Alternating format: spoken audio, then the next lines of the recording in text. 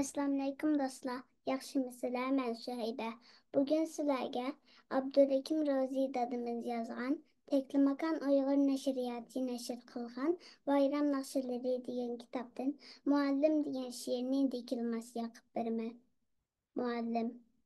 Ana məktəb gülçimən. Biz bir köçət, siz bağban. Östük şuna şattimən.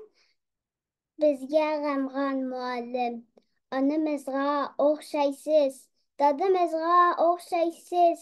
Bizni ko'rib yayraysiz, ey qadrdon muallim.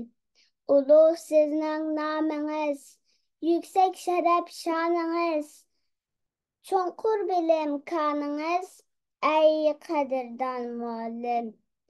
Misli aftob chehringiz, azim daryo mehringiz. Acep ötkür zihniniz, ey canıcan muallim. Sizde ilim, isil xislet var. Acayip zor hikmet var.